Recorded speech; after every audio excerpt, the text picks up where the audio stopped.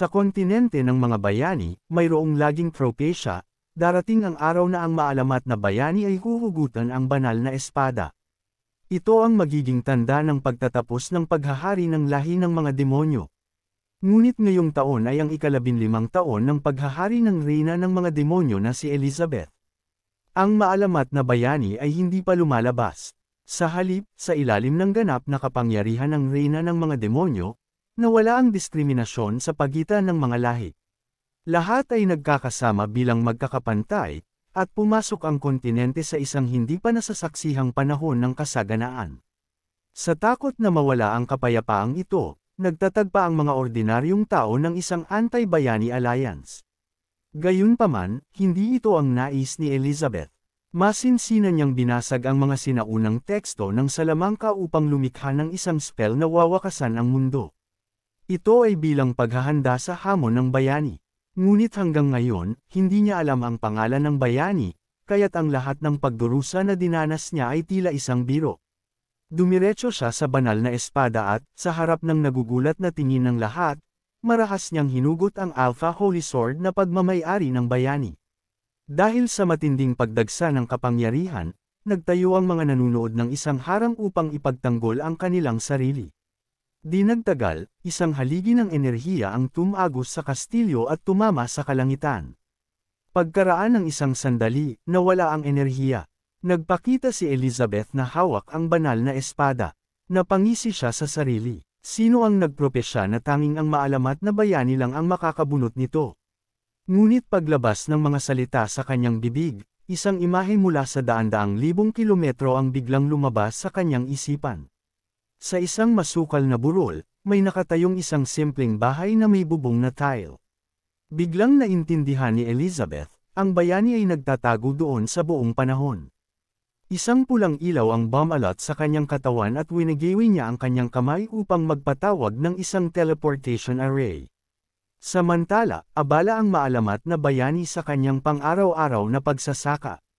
Ayaw niyang umalis sa Novice Village dahil sa kanyang nakaraang buhay. Siya ay isang ordinaryong empleyado sa opisina. Isang araw, habang pauwi sa subway, siya at ang hawakan na kanyang kinakapitan ay biglang nailipat sa mundong ito ng espada at Salamanca. Sa gabay ng isang novice system, unti-unting natutunan ni Leping ang mga pangunahing kasanayan sa kaligtasan sa mundong ito. Hinikayat siya ng system na umalis sa Novice Village, talunin ang dakilang reyna ng mga demonyo, at maging ang maalamat na bayani. Ngunit ang kasalukuyang Leping ay gusto lang mamuhay ng payapa. Ang nayon ay pinuprotektahan ng isang espesyal na time barrier na ganap na nagtatago dito at ginagawang mas mahaba ang isang araw kaysa sa 24 na oras. Bagaman wala pa ring kaalam-alam si Leping tungkol sa espada at Salamanca, para sa isang taong walang interes sa pakikipagsapalaran, ang pagbuo ng kanyang ideal na pastoral na tahanan ay kanyang pangarap sa buhay. Ang system ay labis na nagalit na ito ay nag-crash sa lugar, nag-iwan lamang ng isang huling mensahe, sana ay mapatay ka ng reyna ng mga demonyo sa lalong madaling panahon, bago ito tuluyang nawala. Isang araw, habang siya ay nagsasaka, nakita niya ang maitim na ulap sa kalangitan na umikot at nagtipon. Bigla ba itong uulan? Ang mga damit ko at tuyong isda ay nasa labas pa. Agad siyang bumalik sa kanyang bakuran. Sa totoo lang, si Elizabeth ang reyna ng mga demonyo na nag-teleport sa kanyang lokasyon. Pinanood niya ang tinatawag na bayani na nagmamadaling bumalik upang kunin ang kanyang mga damit na nilaban at nakaramdam siya ng walang imik. Sakto, isang electronic na alagang aso na nagngangalang Wang Kai ay nagsimulang tumahol. Sa simula, inakala ni Leping na naglalaro lang ito, ngunit napansin niyang ang pag-uugali nito ay kakaibang balisa. Walang kamalay-malay na sumulyap si Leping sa kalangitan at nakita ang isang madilim na figure na nakalutang sa himpapawid. Wang Kai, ano ang bagay na iyon sa kalangitan? Narinig ito ni Elizabeth ng malinaw. Ang tanga, at tinatawag mo pa akong bagay, ang iyong reyna. Agad na paliwanag ni Leping, hindi, pasensya na po. Hindi ko po kasi nakita ng malinaw kanina. Hindi na nag-abala si Elizabeth sa kanyang walang kapararakang salita at nagpasya na i-verify muna ang kanyang pagkakakilanlan. Isang gininto ang agos ng liwanag ang bumaba mula sa kalangitan patungo kay Leping. Bago pa man niya maintindihan kung ano ang nangyayari, umikot ang liwanag sa paligid niya at automatikong lumapag sa kanyang palad. Tila ginabayan ng kakaibang pagnanasa, hinawakan ni Leping ang banal na espada at iwinagayway ito. Ang talam ay humawi sa hangin at nagpakita ng malakas na aura ng bayani. Ngunit nang ibalik ni Elizabeth ang banal na espada kay Leping, natuklasan niya na ang kanyang magical sensitivity ay napakababa, mas masahol pa sa isang ordinaryong sundalo. Itinatago ba niya ang kanyang tunay na lakas? Si Leping ay nalula na. At sa kanya napansin na ang electronic na alagang aso sa kanyang paanan ay umuungol. Bakit nandito ang reyna ng mga demonyo? Tumahimik ka, tandang aso, huwag mo siyang galitin. Biglang, isang malakas na hangin ang umihip sa kalangitan. Nagpatawag si Elizabeth ng 3 malalaking magic circles, at mula sa kanilang mga sentro, nagsimulang lumabas ang mga higanteng meteorite. Sa sandaling iyon, tuluyan nang naintindihan ni Leping na totoo ang sinabi ng system. Ang pagkikita ng bayani at ng reyna ng mga demonyo ay hindi maiiwasan, kahit na hindi siya umalis sa Novice Village. Sa pag-iisip nito, binitawan niya ang Alpha Holy Sword at naglakad, nanginginig, pabalik sa kanyang bahay. Si Leping ay isang rookie lamang, at ang final boss ay dumating na. Wala siyang pagpipilian kundi tanggapin ang kanyang kapalaran. Masaya ako rito. Maaari akong mamatay ng walang pagsisisi. Hayaan mo akong bumalik sa kawalan kasama ang bahay na ito. Gayunpaman, ang kakaibang mga kilos ni Leping ay nagpahiwatig kay Elizabeth ng isang ganap na naiibang senaryo. Ang palm ng ngiti na iyon ay tila nagsasabi sa kanya na, sige, subukan mo. Habang iniisip ito ni Elizabeth, mas lalo siyang nagalit, pakiramdam niya ay minamaliit siya ng bayani. Agad niyang inutusan ang 3 malalaking meteorite na durugan ang maliit na bahay. Sa kritikal na sandaling iyon, si Wang Kai sa lupa ay biglang na-activate. Nagpatakbo ito ng komplikadong code mula sa kanyang database, at bumukas ang outer shell nito, na nagpakita ng iba't ibang missile launcher at canyon. Bago pa tumama ang 3 meteorite, nagpaputok ito ng mga missile na sumabog sa kanila sa hindi mabilang na mga piraso. Nagulat si Elizabeth. Kaya pala, isang intelligent, high-level na magic tool. Hindi nakakagulat na ang maalamat na bayani ay napaka-arrogant. Ngunit sa harap ko, lahat ay mas mababa. Agad niyang binigkas ang kanyang world-ending spell, nagtipon ng 10,000 milya ng maitim na ulap. Isang sphere ng purpleng liwanag ang dahan-daang bumaba mula sa loob. Wala na akong interes na subukan ka. Wakasan na natin ito dito. Sa sandaling iyon, muling pinatakbo ni Wang Kai ang kanyang komplikadong code at dumura ng isang itim na energy crystal mula sa kanyang bibig. Bagaman kasing laki lamang ng walnut, ang kristal ay naglalaman ng nakakatakot na kapangyarihan. Isang agos ng itim na liwanag ang lumabas, na tila walang kabuluhan sa harap ng napakalaking world-ending sphere. Kalmado lang na tumigilid ang ulo ni Elizabeth, iniiwasan ang itim na sinag. Walang silbi, mawala ka na lang kasama ang kontinenteng ito. Ngunit pagkatapos niyang magsalita, ang kristal ay nag-trigger ng isang quantum black hole sa loob ng world-ending spell. Ang enerhiya na sana ay wawasak sa mundo ay biglang nawala. Hindi makapaniwalang tumingin si Elizabeth. Ang aking world-ending spell ay nabasag. Ano ang ginawa ng bayani sa loob ng bahay? Ang hindi niya alam, tinanggap na ni Leping ang kanyang kapalaran at nakahiga sa kanyang kama, naghihintay na mamatay. Nagpa siya si Elizabeth na bumaba sa lupa at tingnan ng mabuti ang high-level na magic tool na ito. Ngunit si Wang Kai ay hindi makapagsalita, patuloy lamang na tumatahol. Hindi maiwasang matawa ni Elizabeth sa kanyang sarili. Isipin mo, minamaliit ako ng isang magic tool. Ngunit huwag kang masyadong mayabang. Sa ngayon, ginamit ko pa lang ang mas mababa sa 30% ng aking kapangyarihan. Ikaw na walang galang na bagay, ipapakita ko sa iyo kung ano ang tunay na takot. Dahil doon, inactivate ni Elizabeth ang kanyang demon god form, pumasok sa kanyang pinakamalakas na demon god form at nakipaglaban kay Wang Kai sa loob ng isang buong oras. Sa sandaling iyon, si Leping, na naghihintay na mamatay sa kanyang bahay, ay nagising. Tumigil ang malaking bakbakan. Siya ay nagulat at tumingin sa paligid at nakita na ang lahat sa bahay ay normal at tila tahimik sa labas. Naghihintay pa rin ba ang reyna ng mga demonyo sa labas? Napakabaliw naman niya. Ang bakuran ay puno ng makapal na usok, na tila isang malaking labanan ang naganap. Si Elizabeth ay puno ng sugat, hawak ang sirang electronic pet dog at itinapon ito sa lupa na parang basura.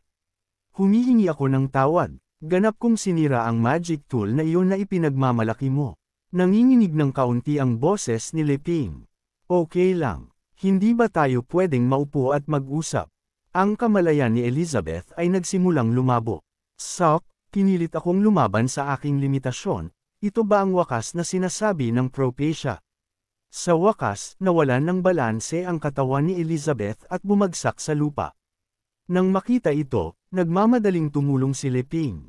Nang akma siyang tingnan ang kanyang mga sugat, nakita niya ang mga demonyong sungay sa kanyang ulo at ang mga damit sa kanyang katawan na sabay na naglaho, iniiwan ang isang hubad na katawan sa harap ng kanyang mga mata.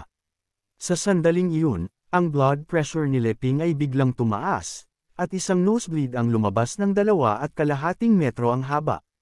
Di nagtagal, gumabi. Nang magising si Elizabeth, nagulat siya na nakagapos ang kanyang mga kamay ni Leping. Hindi niya ako pinatay habang ako ay walang malay. Sa halip, ikinulong niya ako. Sinusubukan ba niyang ipakita ang kanyang kapangyarihan sa mundo? Sinubukan ni Elizabeth na gamitin ang kanyang salamangka upang makawala, ngunit hindi niya kaya. Naisip niya na isa itong legendary grade na magic tool na hindi pa niya nakita. Ano pa ang nakakatakot na kapangyarihan ang tinatago ng taong iyon? Tumingin si Elizabeth sa paligid ng silid at nakakita ng maraming kakaibang bagay. Masyado akong naging pabaya, mukhang ang bayani na ito ay mas masama kaysa sa inaakala ko. Habang nag-iisip si Elizabeth, pumasok si Leping na may dalang tray ng pagkain. Nais niyang gamitin ang pagkakataong ito upang maging maayos ang pakikipag-ugnayan sa reyna ng mga demonyo at iligtas ang kanyang sariling buhay. Sa tingin ko, mayroong hindi pagkakaunawaan sa pagitan natin. Tatanggalin ko ang tali sa iyo ngayon din at maaari tayong mag-usap ng maayos. Ngunit binigyang kahulugan ni Elizabeth ang kanyang mga salita bilang, nagkamali ka mula sa simula. Akala mo ay malakas ka na sapat upang hamanin ako, ang bayani. Lubha kang nagkakamali. Kung gusto mong mabuhay, kailangan mong sundin ang bawat kahilingan ko. Napalunok si Elizabeth, nag-iisip, ang Maniokis na ito ay malinaw na nagbabanta sa akin. Pagkatapos, tinanggal ni Leping ang tali sa mga kamay ni Elizabeth. Tinatanggal ko ang tali sa iyo upang patunayan na wala akong masamang balak. Nagkasundo tayo, mag-uusap tayo ng maayos, okay? Matigas na tumalikod si Elizabeth. Nararamdaman niya na ang kanyang kasalukuyang sitwasyon ay lubhang dahado. Titiisin ko ito sa ngayon at babalik ako para sa paghihiganti sa bandang huli. Sa totoo lang, ang dahilan kung bakit hindi pinatay ni Leping ang reyna ng mga demonyo habang siya ay walang malay ay dahil hindi pa siya nakakapatay ng sinuman noon, at naisip niya na ang isang reyna ng mga demonyo ay natural na may kakayahang bumangon muli. Upang lutisin ang alitan sa pagitan ng isang bayani at isang reyna ng mga demonyo, hindi lang ang pakikipaglaban ang tanging paraan. Kung maipapakita niya na hindi siya banta sa kanya at maging kaibigan niya, maaari siyang patuloy na mamuhay ng reclusive na buhay. Sa pag-iisip nito, isang hanggal na ngiti ang lumitaw sa kanyang mukha. Gayunpaman, nakita ni Elizabeth ito bilang ang bayani na nangungutya sa kanya. Sakto, kinuha ni Leping ang sirang electronic pet dog. Wang Kai, bakit ka nasira ng ganyan? Maingat na tanong ni Elizabeth. Ang bagay na ito ba ang iyong pinakamalakas na magic tool? Paliwanag ni Leping na si Wang Kai ay isang bagay na binuo niya sa nakalipas na 2 taon, ngunit ito ay sa totoo lang ay isang maliit na laruan na ginawa niya dahil sa pagkabagot.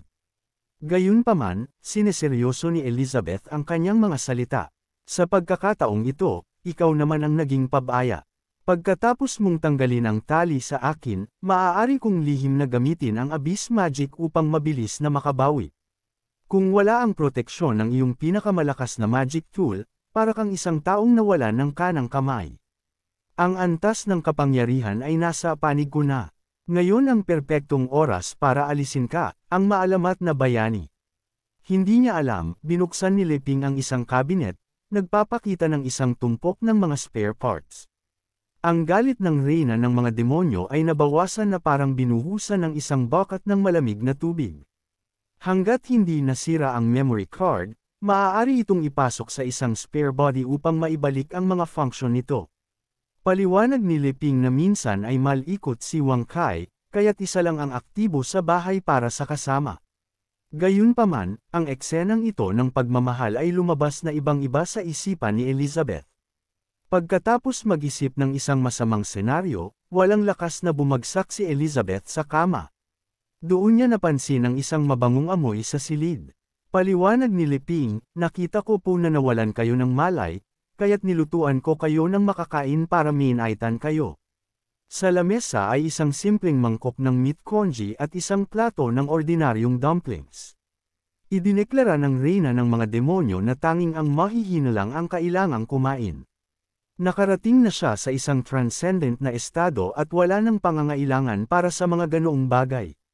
Ngunit sa kabila ng kanyang mga salita, ang kanyang lalamunan ay gumawa ng isang naririnig na lunok, at ang kanyang tiyan ay sumunod na may ugong. Lumabas na kahit ang isang reyna ng mga demonyo ay hindi makatiis sa masarap na pagkain. Paliwanag ni Leping na ang mga sangkap ay lahat ay galing sa kanya, ganap na natural, at sana ay subukan niya ang mga ito. Ang reyna ng mga demonyo ay naintriga sa mga kakaibang pagkain na ito at casual na kumuha ng isang dumpling upang kainin.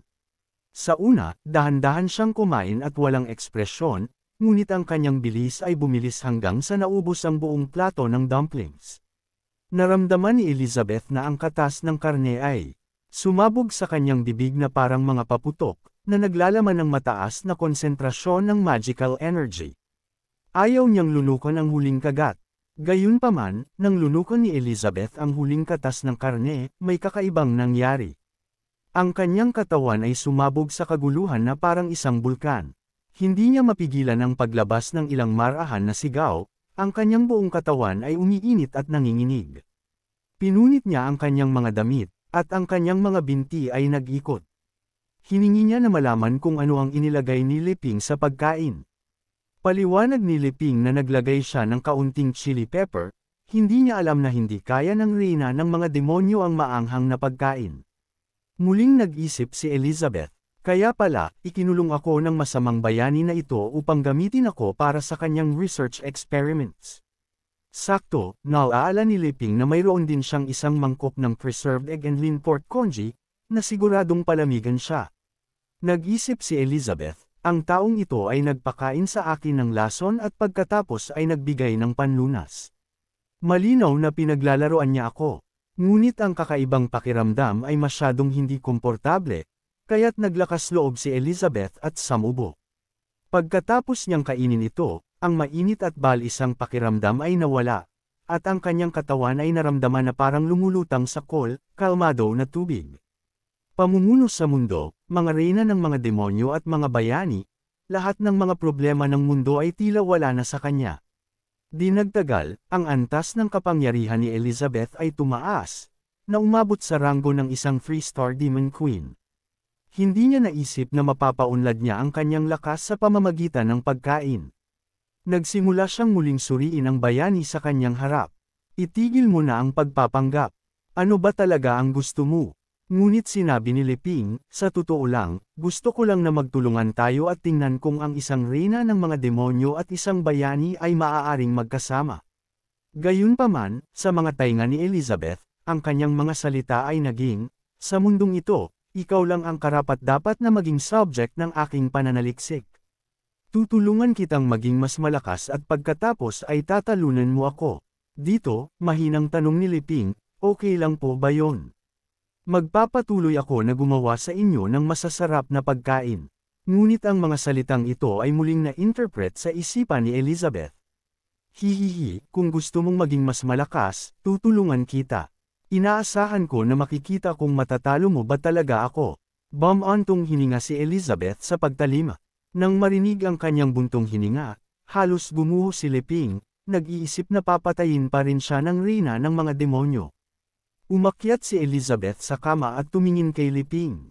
Makinig ka sa akin. Maaari kong tanggapin ang iyong mga kondisyon, ngunit linawin mo na hindi ko ito ginagawa dahil sa takot sa iyo, kundi dahil hinahanap ko ang rurok ng kapangyarihan. Hindi nakaimik si Leping, nag-iisip, takot sa akin para sa ano. Ngunit dahil siya ang reyna ng mga demonyo, kung ano ang sinabi niya ay siya ang masusunod. Nagpatuloy si Elizabeth ng marahas, huwag mong isipin na dahil lang sa nakatira ako rito, yuyuko ako sa iyo. Ang aking dignidad ay hindi kailanman masasalaula. Isasakripisyo ko ang lahat upang wasakin ka. Tumango si Leping. Naiintindihan ko. Kung ganun, subukan nating magkasundo. Utos ni Elizabeth, anong iba pang masasarap na pagkain ang mayroon ka? Gusto ko ang lahat. Hindi inaasahan, ang reyna ng mga demonyo at ang bayani ay maaaring magkasama, at sila ay nanirahan pa ng magkasama sa loob ng 1.5 taon. Ang dating eleganteng Elizabeth ay ngayon ay naging isang tamad na couch potato na mahilig kumain ng potato chips. Araw-araw, nanunood siya ng nakakapangilabot na romance dramas o kumakain ng masasarap na pagkain na inihahanda para sa kanya ni Leping. Siya ay ngayon ay napakatamad na gumamit pa siya ng salamangka upang tumubo ng isang maliit na pares ng pakpak upang lumipad sa hapagkainan. Anong klaseng lason ng mga potato chips na ito na pinapakain mo sa akin? Sa tuwing kakain ako, mas lalo akong nagiging tamad. Paliwanag ni Leping, ang potato chips ay mataas sa calories. Ang pagkain ng marami ay humahantong sa pag-iipon ng taba, na natural na nagpapatawad sa isang tao. Nang marinig ito, napansin ni Elizabeth ang kanyang sariling taba. Pinagsama niya ang kanyang mga daliri at ginamit ang abyss magic upang bumalot sa kanyang katawan. Sa isang iglap, ang kanyang bloated figure ay bumalik sa dating curvy na anyo. Paumanhin sa pagkadismaya sa iyo. Na-convert ko ang lahat ng naipon na taba sa magical power. Natulala si Leping. Hindi niya alam na ang magic ay maaaring gamitin sa ganoong paraan. Tumawa si Elizabeth. Isa pang plano mo ang nabigo sa akin. Hindi na gusto ni Leping na makipagtalo. Tama ka sa lahat ng bagay. Kumain na tayo. Bagaman laging sinasabi ni Elizabeth na nilalason siya ni Leping, agad niyang nakakalimutan ang lahat ng ito tuwing makakakita siya ng masarap na pagkain, binabaliwala ang anumang di umano'y mga plano o sabuatan at nilalamon ang lahat. Bumulong si Leping mula sa gilid, kung hindi pa sapat, gagawa pa ako ng mas marami. Okay lang kung marami kang kinakain. Ngunit ang kanyang casual na mga salita ay muling na-interpret ni Elizabeth, napakababa pa rin ang lakas mo. Putotibin muna kita bago kita katayin. Sa bawat pagkakataon na naiisip niya ang ganoong eksena, si Elizabeth ay magagalit. Nakapag-breakthrough ako ng higit sa 10 beses ngayong taon. Panahon na para sa isang huling labanan. Ngunit pagkatapos, kukuha si Leping ng isang puding mula sa refrigerator. Sa sandaling iyon, lilino ang mga mata ni Elizabeth, at lahat ng pag-iisip tungkol sa mga huling labanan at dominasyon ng mundo ay maglalaho. Natuklasan ni Leping na ang reyna ng mga demonyo ay hindi naman ganoon kahirap pakitunguhan. Hanggat masarap ang pagkain, maaari siyang pakalmayin. Gayunpaman, mula nang pilit na pumasok ang reyna ng mga demonyo sa Novice Village at sinira ang protective barrier nito, ang daloy ng oras dito ay unti-unting sumasabay sa labas ng mundo. Ang pagsink ng oras ay hindi malaking bagay, ngunit ang mas masahol pa ay nang walang proteksyon ng barrier, na wala ang nakatagong status ng Novice Village at ganap na na-expose sa kagubatan. At ang mga magical beasts na gumagala sa malapit ay tila hindi simple. Naisip ni Leping na dahil sa presensya ng reyna ng mga demonyo, hindi naglakas loob na lumapit ang mga halimaw na iyon sa kanyang bakuran. Samantala, sa isang kalapit na kapatagan, isang lalaking nasa gitnang edad ang tumatakas kasama ang kanyang anak na babae, hinahabol ng 3 humanoid na halimaw na may suot na kakaibang maskara. Ang kanilang mga kuko ay pamunit sa espasyo sa hangin, lumilikha ng matatalim na talam na lumipad patungo sa tumatakas na pares. Di nagtagal, ang mga talam ay naghiwalay at bumagsak sa lupa, bumubuo ng isang hola ng mga kuko.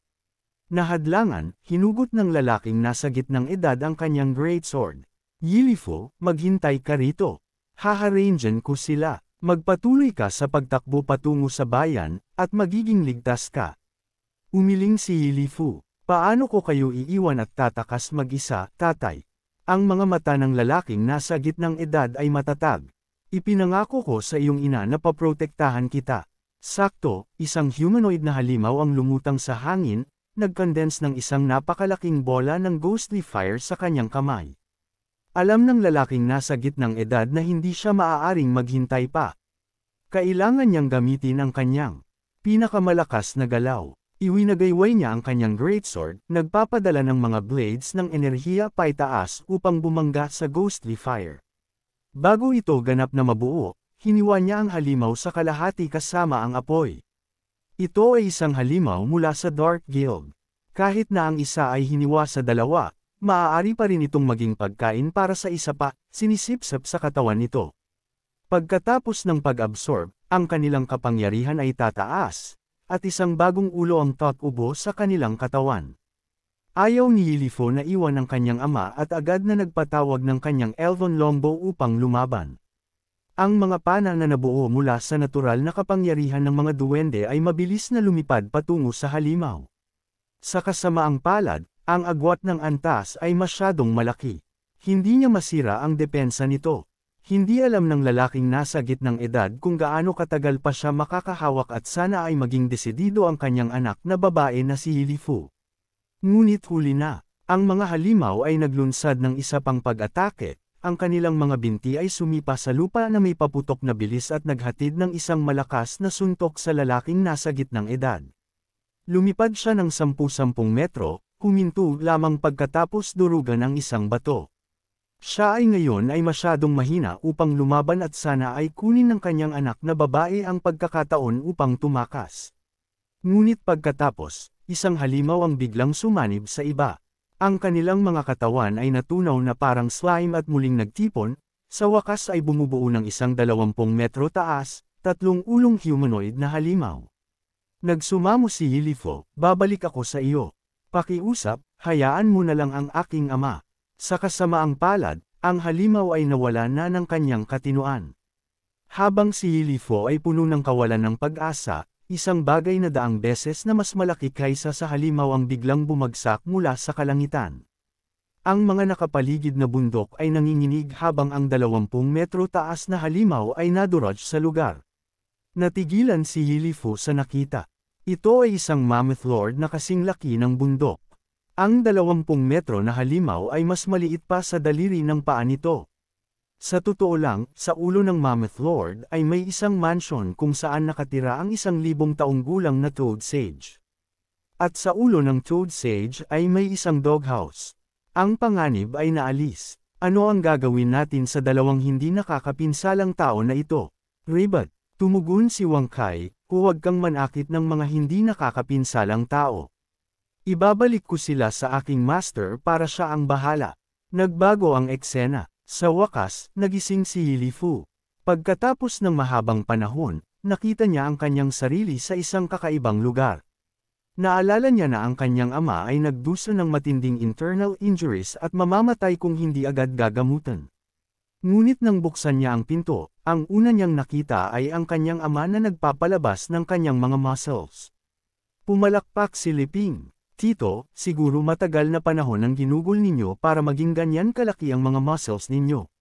Sinabi ng lalaki na para sa isang mandirigma, ang physical fitness ay ang pinakapangunahing kinakailangan. Tuwang-tuwa si Liping. Kaya pala, ito ang klase ng mandirigma sa ibang mundo. Ang galing. Nang makita ang kanyang master na masaya, si Wang Kai ay umikot din sa kanyang paanan ng tuwang-tuwa. Ngunit ang kalapit na Elizabeth ay nenes. Sinipa niya si Wang Kai palayo at kinuwestiyon ito. Sino ang nagsabi sa iyo, tanggang aso, na magdala ng mga tagalabas dito? Umiyak si Wang Kai ng kaawa-awa. Ano ang magagawa ko kung hindi ko kayang talunin ang reyna ng mga demonyo? Sa kabilang banda, kinikiliti ni Liping ang mga muscles ng lalaki. Wow! Ang tigas! Muling nag-flex ang lalaki. Dahil nagustuhan ninyo, Ginoong Liping, hindi ako magpipigil. Dahil doon, inactivate niya ang kanyang burning battle spirit. Sumabog ang kanyang mga damit habang ipinapakita niya ang kanyang paboritong mga muscles para sa kanyang tagapagligtas. Sa kasamaang palad, Ang kakaibang eksena na ito ay nasaksihan ng kanyang anak na babae, si Yilifu. Ang tatlo sa kanila ay nagtitigan, at biglang tumahimik ang hangin. Ang lalaki ay nagsisikap lamang na maging maayos ang pakikipag-ugnayan sa kanyang tagapagligtas. Nais ni Leping na lapitan at magpaliwanag kay Yilifu ngunit hinarangan siya ng nagseselos na Elizabeth. Ngayon nagising ka na, lumabas ka. Binabalaan kita, sabi ni Elizabeth, itinutulak ang kanyang dibdib na parabang idinedeklara ang kanyang pagiging soberanya kay Yilifu. Nauna ako rito, ngunit naramdaman ni Leping na dahil may mga bisita, dapat silang tretuhin ng may kagandahang asal. Inanyayahan niya ang dalawa sa bahay at hinain sa kanila ang roasted barley tea na ginawa niya mismo. Ang mga mata ni Yilifu ay medyo malabo. Ito ba ang magic potion na nabanggit ninyo na agad-agad na nagpapagaling sa inyo pagkatapos inumin? Naisip ni Leping na nag-e-exaggerate siya. Binigyan ko lang ang inyong ama ng cool na tubig puso kanina. Ang kalapit na Elizabeth ay nagtampo. Bakit nagdala ang taong ito ng isa pang babae dito? Hindi ba ako sapat para sa iyo? Sakto, nagsalita ang lalaking nasa gitnang edad tungkol sa nangyari sa araw na iyon. Bagaman halos wala akong malay, alam ko pa rin. Isang kakaibang aso ang nagdala sa amin sa bukid. At pagkatapos ay binigyan ako ni Ginoong Leping ng isang lagok ng tubig. Ang isang lagok na iyon ang nagligtas sa akin mula sa bingit ng kamatayan. Kung hindi dahil kay Ginoong Leping, natatakot ako na hindi na kita makikita muli, anak ko. Sumigaw si Yilifu na ang tsaa ay sigurado na mahalaga. Maaari ba talaga naming inumin ito? Naramdaman ni Leping na masyado silang mapagkumbaba at sinabi sa kanila na huwag maging masyadong magalang.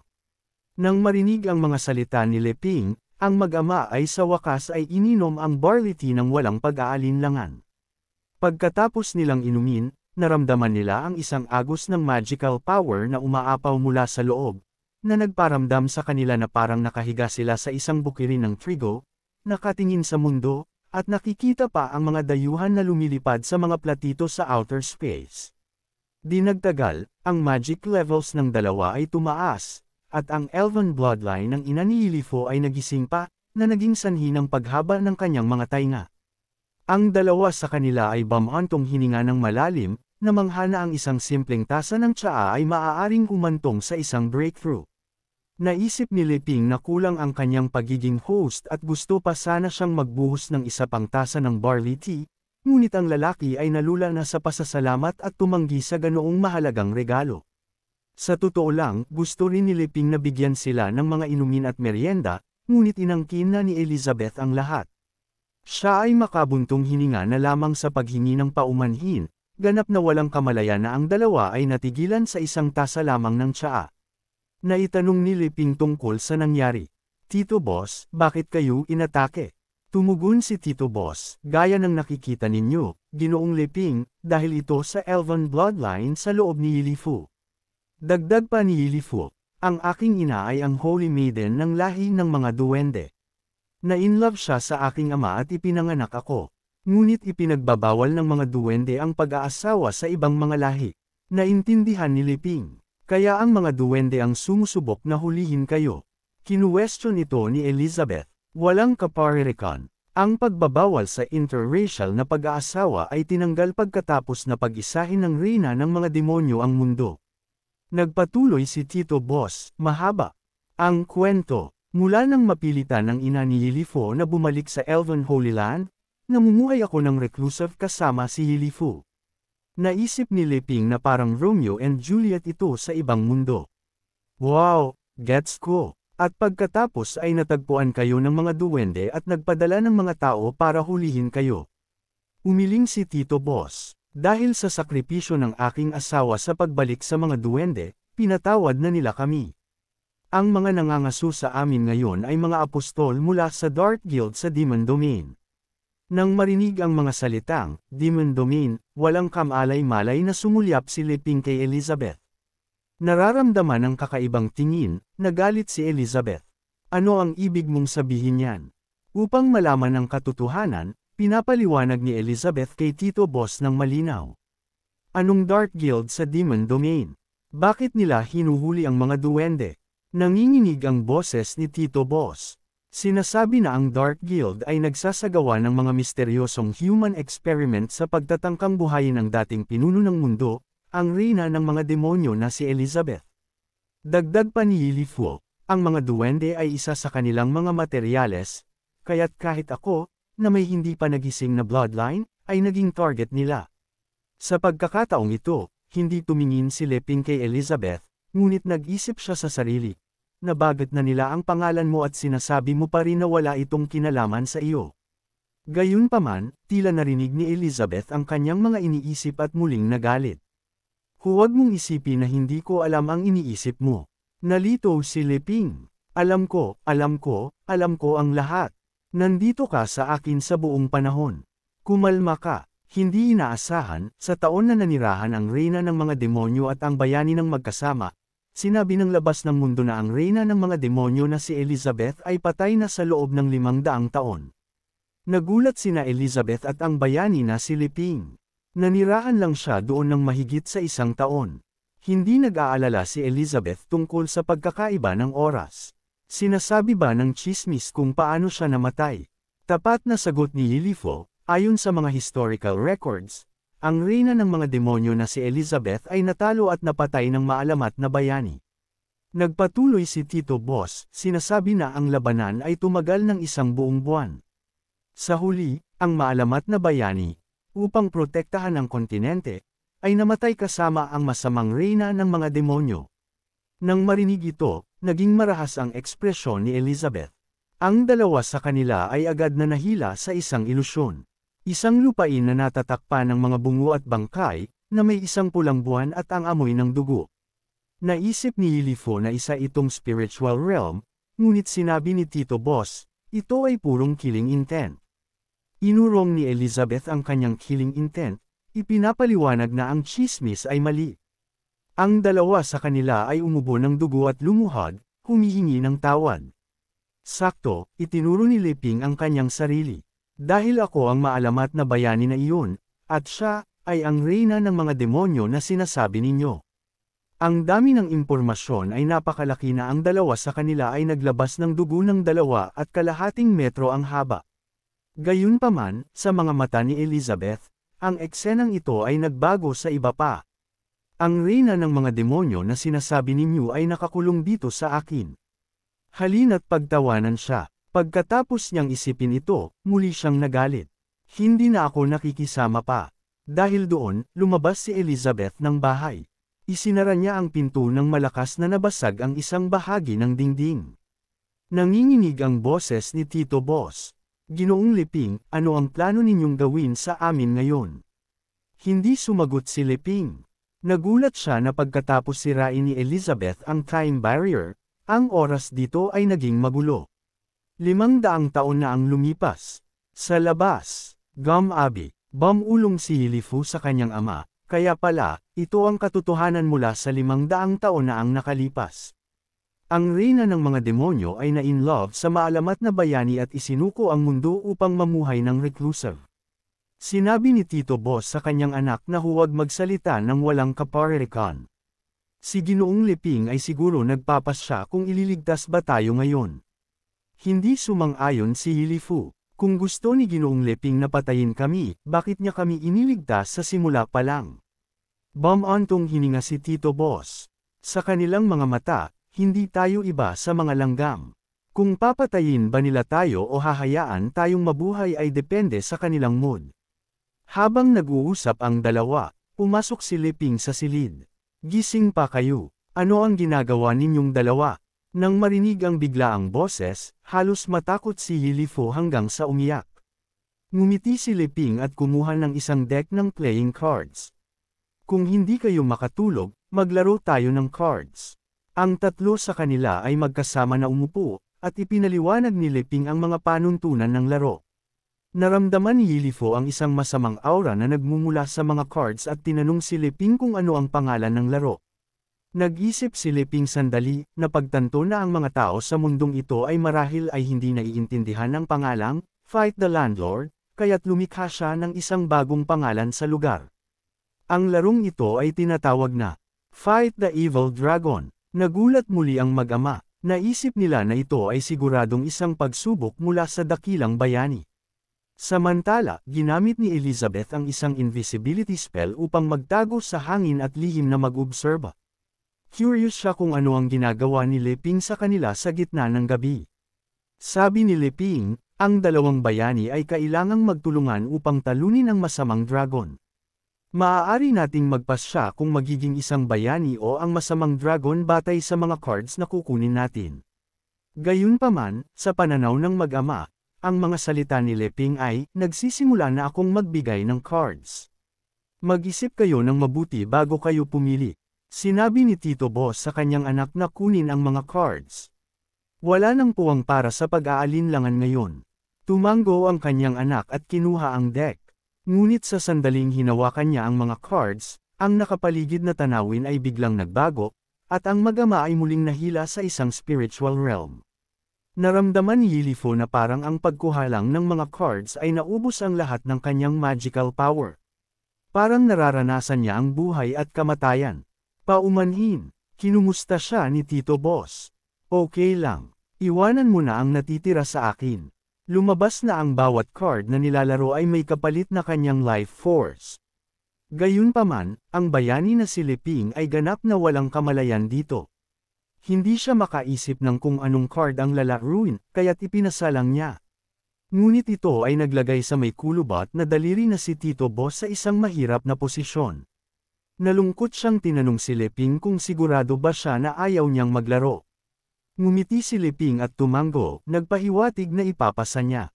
Naisip ni Tito Boss na si Ginoong Leping ay sadyang hinahayaan siyang magpatuloy na maglaro upang maubos ang kanyang life force. Sa sitwasyong ito, kailangan niyang laro ang kanyang mga cards ng mabilis hanggat maaari. Ayon sa mga panuntunan, ang kombinasyon na nilalaro ko ay dapat tawaging isang flying dragon, di ba? Ngunit pagkatapos niyang magsalita, ang kanang binti ni Tito Boss ay kulubot. Ang mas malaki ang card na nilalaro, mas malaki ang kapalit. Di nagtagal, isang napakalaking, nagbabantang winged dragon ang ipinatawag sa itaas ng illusory realm. Hindi pa nakita ng mag-ama ang ganoong eksena at natakot sila na halos lumabas ang kanilang mga mata. Isang pagsabog ng enerhiya ang nagtipon sa bibig ng dragon, at pagkatapos ng isang sandali, isang buga ng dragon's breath ang bumaba, direkta na tumama sa bayani na si Leping. Ang dalawa sa kanila ay naging bato sa lugar. Pagkatapos ng atake, ang dragon sa kalangitan ay unti-unting nawala. Natakot si Tito Boss. Kakagalit ko lang sa maalamat na bayani. Patay na ako sigurado. Gayunpaman, si Leping ay ganap na walang kamalayan, nakatuon sa kung paano tutugan. Ngunit ang kanyang kamay ay hindi makakatalo sa flying dragon ng kalaban. Sige, ikaw na mauna. Nanginginig ang buong katawan ni Tito Boss. Naiintindihan ko. Sa pagkakataong ito, naglakas loob lang siyang maglaro ng isang tres. Di nagtagal, ang kanyang kanang gitnang daliri ay kulubat din. Nang makita ito, mabilis na ipinasa ni Yilifo ang kanyang turn. Nang makita ni Leping na isang tres, naglaro siya ng isang diz. Ang mag-ama, na binigyan ng pagkakataon na hindi maglaro, natural na ipinasa. Naglaro si Leping ng isang straight. Sa sandaling nilalaro niya ito, tumataas na mga alon ang biglang tumaas sa realm sa harap nila, na parabang nilamon ang mag-ama sa isang malalim na dagat. Pagkatapos ng isang maikling sandali ng pagkabulol, ang dalawa sa kanila ay huminga ng hangin. Hindi matatalo. Nang makita ito, nagpatuloy si Leping na maglaro. Susunod, isang three of a kind with a pair. Sa pagkakataong ito, ang ilusyon ay ng dalawang war horses na humihila ng isang karwahe. Naghanda si Tito Boss na tiisin ang epekto ng karwahe. Hindi ko matatalo, ngunit sakto, tumayo si Yilifo. Sandali, mabilis siyang pinigilan ni Tito Boss. Ito ay magkakagastos sa iyo ng iyong life force. Ngunit nagpasya na si Yilifo. Hindi ako laging makakapagtago sa likod ninyo. Gusto ko rin kayong protektahan, tatay. Dahil doon, naglaro siya ng isang three of a kind with a pair. Di nagtagal, isa pang karwahe ang lumitaw sa realm at bumangga sa kay Leping. Tumingin si Tito Boss sa kanyang anak sa takot. Yilifo, okay ka lang ba? Ngunit ang life force ni Lilifo ay hindi nabawasan at matatag siyang nagsabi na siya ay okay. Nagsalita si Leping, minsan kailangan mong sirain ang sarili mong kamay upang protektahan ang iyong kasama. Tama, ang pinakamahalaga ay ang determinasyon. Tumingin si Tito Boss sa kanyang dalawang kulubot na daliri na tila naiintindihan. Dahil ba sa kanyang determinasyon kaya't okay ang anak ko? Biglang ngumiti si Leping. Mahalaga ang determinasyon, ngunit sa kasamaang palad, huli na. Ang mga mukha ng mag-ama ay namutla. Sa sandaling iyon, kahit ang invisible na reyna ng mga demonyo ay may masamang pakiramdam. Ngumiti si Leping at nilalaro ang pinakamalakas na kombinasyon, ang King Bomb. Isang malaking lamat ang biglang lumitaw sa kalangitan ng realm, at dalawang napakalaking braso ang lumabas mula sa gitna ng lamat. Nang hilahin ng mga kamay ang lamat, ang lumabas ay isang nakakatakot na clown. Sa sandaling iyon, hindi mapigilan ni Elizabeth na lumabas ang malamig na pawis, dahil ipinatawag ni Leping ang Supreme Joker King, isang three-star demon god, parehong antas kay Elizabeth. Ang Joker King ay gumawa muna ng heart gesture sa mag-ama. Pagkatapos ay napansin ang kaparehong three-star demon god, ang reyna ng mga demonyo, sa malapit. Ano ang tinitingnan mo? Nagtatago ka dyan. Pagkatapos ay ginawang material ng Joker King ang isang dagger at dinilaan ang talim. Mag-ingat ka, o papatayin kita. Hindi matiis ni Elizabeth ang insulto. Halos makapasok siya sa posisyon, handa ng lumaban. Ang mag-ama sa ibaba ay nasa malalim na kawalan ng pag-asa. Sinasabi sa kanilang sarili na kasalanan nila na nagalit si Ginoong Leping sa paglalaro ng kanilang mga cards. Sakto, nagsimulang umubos si Tito Boss ng malakas, lumalabas ang dugo habang naramdaman niya na naubos ang kanyang life force. Naisip ni Leping na hindi pa gumagaling ang mga sugat ni Tito Boss, hanggang sa nakita niya ang mga cards sa lupa. Lumabas na ang kamay ng Tito ay matagal nang nanalo. Siya ay hinahayaan lang siyang manalo sa buong panahon. Ayaw ni Leping na abalahin ang pahinga ng iba at nadismaya na binalasa ang lahat ng cards. Ang casual na aksyon na ito ay agad na binura ang ilusyon ng Supreme Joker King sa realm.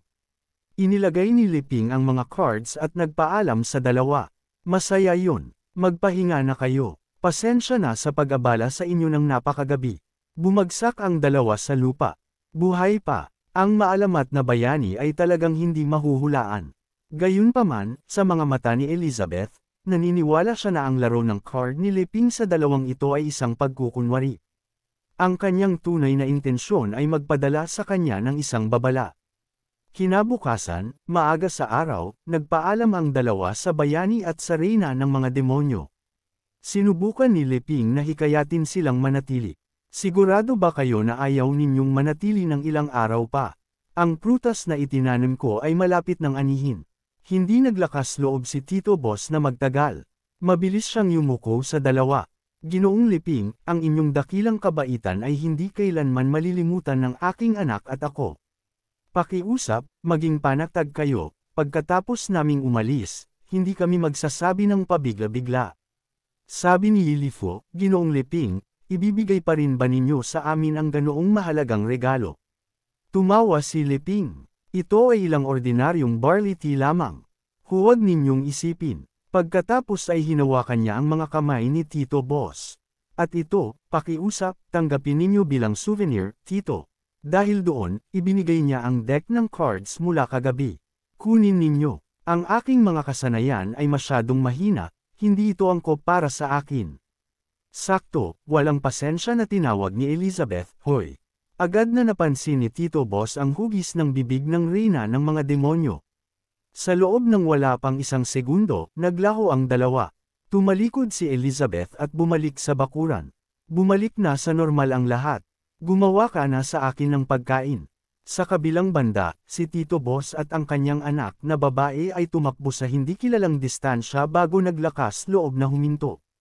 Lumabas na pagkatapos umalis ni Leping noong gabing iyon, lumitaw si Elizabeth. Nag-iwan siya ng marka sa bawat isa sa kanilang mga leeg. Ako, si Elizabeth, ay inuutusan kayong umalis sa lugar na ito agad-agad bukas. At huwag magbunyag ng anumang impormasyon tungkol sa akin at sa maalamat na bayani na nandito. Kung magkakaroon kayo ng kahit kaunting pag-iisip na suwayin ako, ang sumpa sa inyong mga leeg ay magiging sanhi upang bumagsak ang inyong mga ulo agad-agad. Sa sandaling iyon, naisip ng dalawa ang katotohanan ng kasaysayan, ang reyna ng mga demonyo na namuno sa mundo at ang maalamat na bayani, si Ginoong Liping, ay nagsawa sa mga salungatan ng mundo at hindi na nais na maistorbo muli. Biglang napansin ni Yilifu na ang lugar na ito ay pamilyar. Ito ay kung saan ang mga halimaw ay nadurog ng Mammoth Lord. Samantala, si Wang Kai ay nagtatago sa likod nila, lihim na nag-oobserba sa dalawa. Natatakot ito na ang reyna ng mga demonyo sa bahay ay magalit, kaya't wala itong pagpipilian kundi mabilis na ipadala ang dalawa palayo. Parang may lumalapit. Bahala na, ayaw kong muling mabugbog ng masamang babae na iyon. Pagkatapos ay binuksan ni Wang Kai ang isang portal at umalis. Sa sandaling iyon, tiningnan ni Tito Boss ang mga bangkay sa lupa at may masamang pakiramdam. May lalabas pa sigurong mas mataas na antas ng halimaw sa malapit. Dapat tayong umalis sa lalong madaling panahon. Ngunit pagkatapos niyang magsalita, isang malaking grupo ng mga apostol mula sa Dark Guild ang bumaba mula sa kalangitan, na humaharang sa kanilang landas. Ang pinuno ay isang Grand Apostle, isang 2-star Great Demon Spirit, habang ang iba ay pareho sa ordinaryong mga apostol na nangaso sa kanila noon, 3 at 4-star Demon Spirits.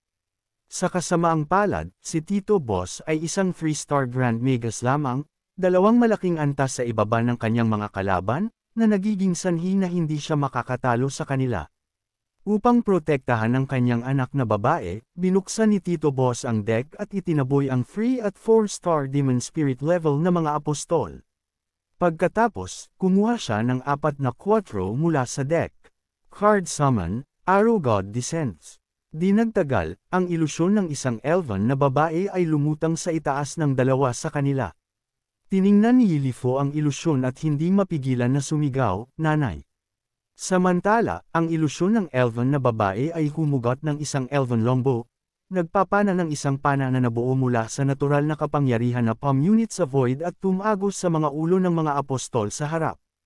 Gayunpaman, ang nangungunang 2-star Great Demon Spirit ay hindi man lang nag-abala na umilag, mayabang na nahuli ang hindi matitigil na pana gamit ang isang kamay. Ngunit sa sandaling nahuli niya ito, alam niyang mali ang kanyang paghatol. Huli na. Ang pana, na parabang hindi matitigil, ay tumagos sa kanyang ulo. Pagkatapos, ang 4 na playing cards ay bumalik sa deck, at ang ilusyon ng elven na babae ay nawala. Gumamit si Tito Boss ng isang 4-of-a-kind bomb at nawala ang karamihan ng kanyang stamina. Ngunit sa pagkakataong ito, naintindihan niya ang pahiwatig na ibinigay sa kanya ng bayani, ang determinasyon ng susi upang i-unlock ang tunay na kapangyarihan ng mga cards. Mula noon, isang bagong propesyon ang ipinanganak sa kontinente ng mga bayani, ang Card Master.